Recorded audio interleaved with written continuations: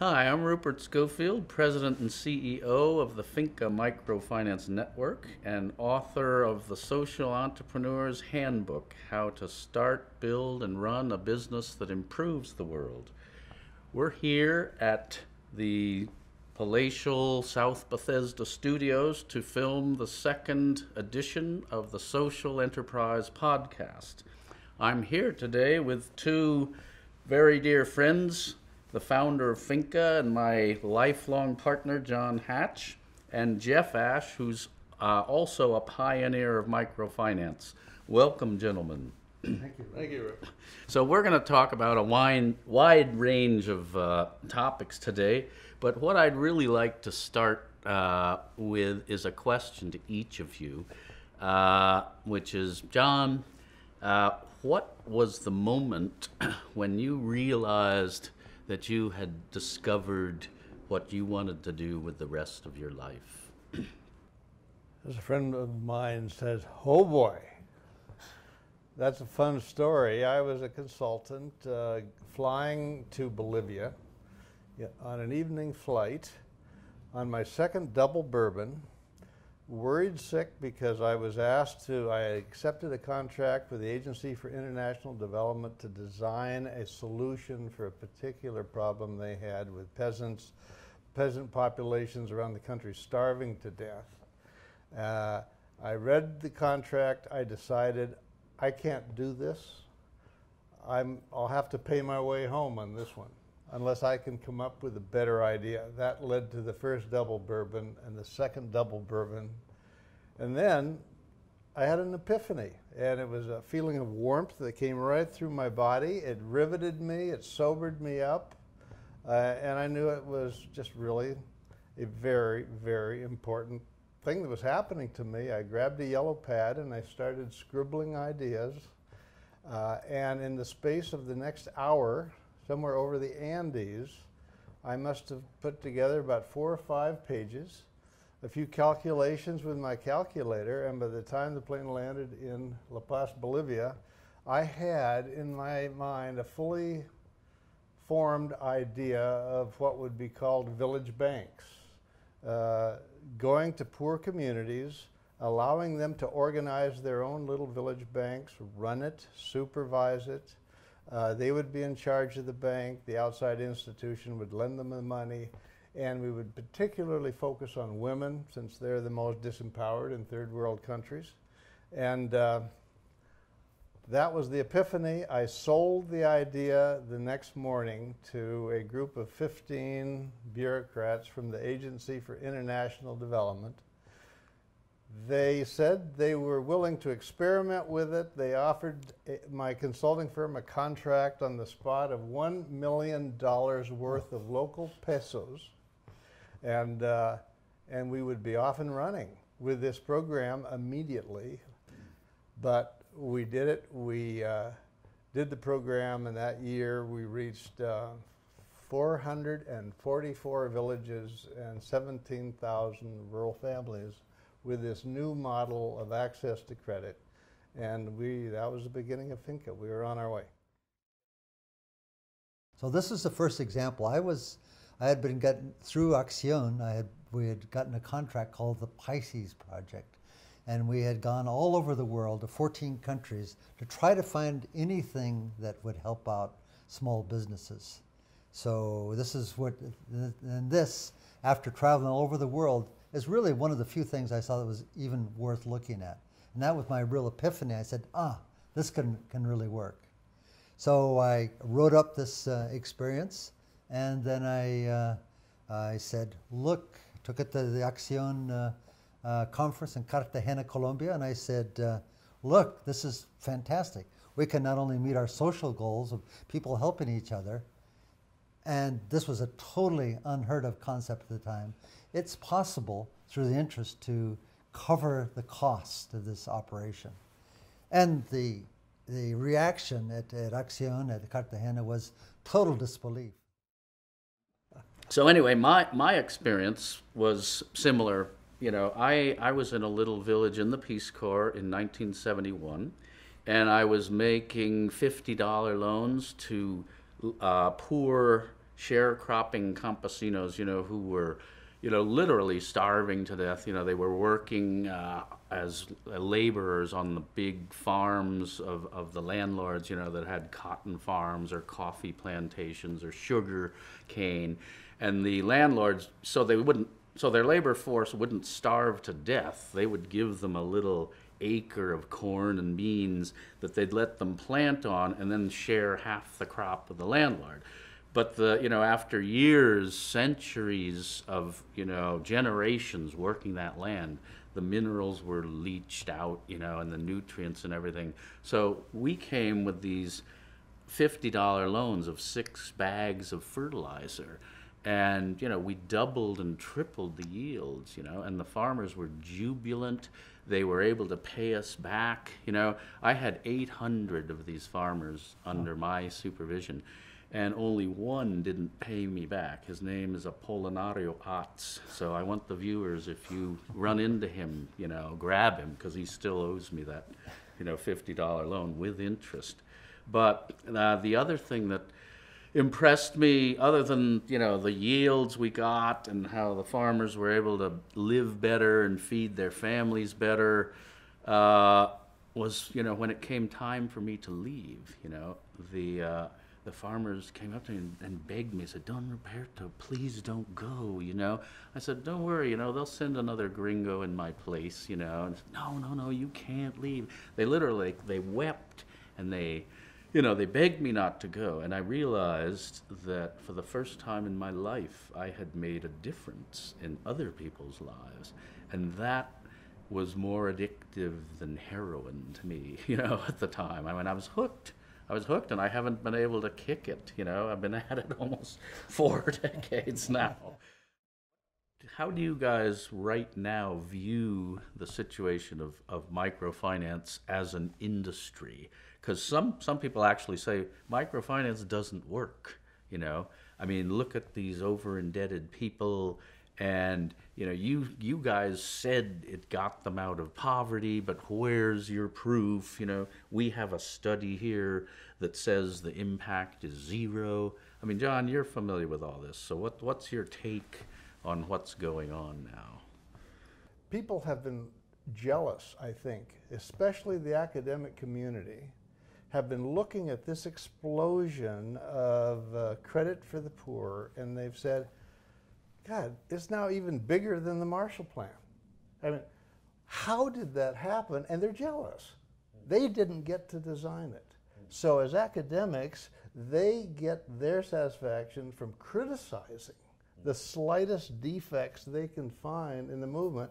That's one thing. I honestly think that academics not only attack us, they attack each other. I think another one of my epiphanies is that I, promoting microfinance, always had this illusion that it was us and coming on a white horse versus the evil moneylenders, and that was about it. And we were the bringer of financial services. And it was really Stuart Rutherford in his amazing book, The Poor and Their Money. The Poor and Their Money. And I said, oh my God, look, microfinance is just one little piece. They're using 10 different ways of managing their savings and lending. Microfinance, even in the belly of the microfinance beast, Bangladesh, is only one little piece of what they do. I was kind of depressed at thinking that we weren't the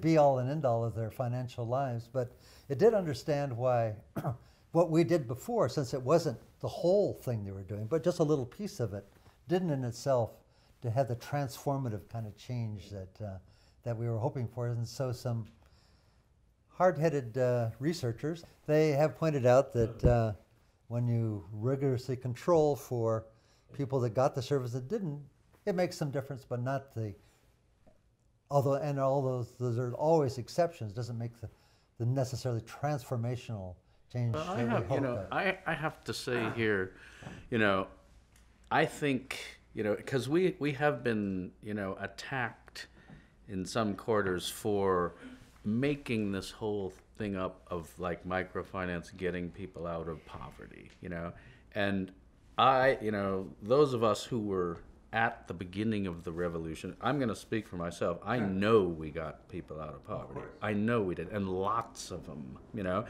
But there's an important difference between the beginning of the revolution, you know, when capital was so scarce, you know, so few people could get a hold of it. You know, when they got into the market with $50, they could return that day, you know, having earned 10 on top of the 50, you know, a 20% return in one day, you know. But today, go to that same market and there's 3,000 people with microfinance loans earning margins of 1%, you know, a week maybe, right? And so, you know, we didn't make that stuff up. You know, those miracles happened, you know, and we didn't, you know, we weren't these incredible PR magicians who persuaded AID and the UN and the World Bank to give us billions of dollars. No, they gave it to us because we were getting results no one else got, you know. And if we weren't working with the absolute poor, although again, I'll maintain some of our best success stories, most dramatic, were precisely with people who were dead poor, nothing, you know, at the absolute bottom, you know, of the pyramid, so to speak. We got to be careful in using terms like we came in and we know we got them out of poverty. It's like we got them out of poverty? No. It's we brought an opportunity which allowed them to pull themselves out of poverty. I think it's just a very critical distinction. Absolutely. We're not the actors. They are the actors. We are the facilitators of a service. And John has always said, and I've used this word time and time again, they know how. They know how. And then but I've added one, then everybody turns to me, well, if they know how, and then he turned to me and I said, well, I haven't a clue. I don't know. Well, thank you, gentlemen. It's been a fascinating evening. So would either or both of you care to make a closing statement? John? I want to reference what Muhammad Yunus has said about microfinance because it's a nice summation that allows you to figure out how we differ from commercial banks. He says, to understand microfinance, think of commercial banks and do the exact opposite of what commercial banks do. They lend to the rich, we lend to the poor. They don't lend to women, we lend to women. They require lots of paperwork, we don't require a lot of paperwork. Just on and on. To provide a loan, you have to go to the bank office. Microfinance goes to the village for its payments. So it's that type of a innovation which is truly revolutionary. And I like to think of microfinance as, because it's now reaching over 200 million people and it's growing by a healthy percent each year, it is what I like to call globalization from the bottom up. This is big. This is really, really big. And we are in billions of dollars of capital flowing into the system that the commercial banking system and corporations have nothing to do with. It's all coming from the bottom up. So that's one perspective. The final perspective I want to put on this is that 15 years ago, the United Nations created a campaign to cut poverty in half, to end child malnutrition on the planet, to reduce maternal mortality, infant mortality, and a set of other indicators or goals. That thing has now been extraordinarily successful. There's 29 United Nations partners working in concert on this idea of the Millennium Development Goals, and they've finished the first 15 years. Now they are setting up and evaluating their progress for the final 15 years. There is now a very rapid growing consensus within the development community that it is not only possible to end poverty on our planet by the year 2030, but as the president of the World Bank himself says, it is a deadline for all of us to get that job done. It will happen, and all the trend lines, if you just follow the growth that we've achieved to date, it will take us to that place. And 15 years ago, the Millennium Development Goals were created without a single mention of microfinance. It just wasn't big enough to fit on the radar screen. Now, virtually every one of the 8 goals relies on microfinance and microfinance infrastructure all over the world. We're in millions of villages. We're in, you know, we're very much part of the action. And so all this is coming together, and what it's going to do is to create a world without poverty. And again, referring to Eunice again, he likes to refer to, in the year 2030, we're all going to go visit the Poverty Museum, because by then our children and our grandchildren will not remember what life was like when the world was still losing 40 million children to starvation every year and all these other atrocities of severe poverty. We need the following generations to be able to go to this museum and see what life really was like before we healed poverty on the planet. And in 2030, I'm going to be 90 years old. I'll probably need a walker. You may need one too. We may need 2 of our lovely granddaughters to, you know, help us go into the museum. But that's my deadline. I want to stay alive until I can go visit the Poverty Museum and celebrate the end of poverty on the planet in 2030. So that's my closing statement. That's where I'm going to be in 15 years. Well, I'm looking forward to joining you on that trip, but I'll only be 89. Oh, geez. Well, I'll give you a hand. I'll lend So you a our granddaughter. granddaughters. I'll lend you a granddaughter. Okay, well, I've got a couple of my own. Oh, good. But no, I think it's been an enormous privilege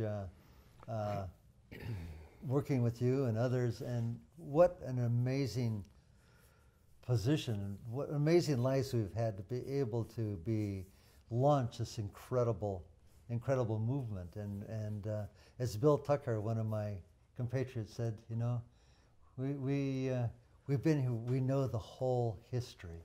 You know, we know right from the beginning. Not regardless of the fact that one guy told me yesterday that a bunch of Buddhist monks had lending programs in place back in 400 AD, but I wasn't around. I started just a little after that. So and that Jonathan Swift started a microfinance programs quite similar to Grameen Bank back in 1600s. But anyway, it's been an enormous privilege to be part of this whole movement. What stories we have to tell, and to have created, working together, creating this large, probably the largest development and most successful development effort in history, out of just these 3 Peace Corps volunteers mucking around in the mud and doing stuff, and then building this into this phenomenal movement. It's been an amazing experience. Yeah. It has been fantastic, and thanks to both of you guys. Loved working with you. And I think I would say, from my perspective, that's been the best part of the journey, is meeting all these incredible characters, you know, and having the joy of building, you know. What greater joy is there than building something that benefits humanity and makes the world better? So thanks to all of you who joined us. And we look forward to seeing you at the next edition. Thank you and good night.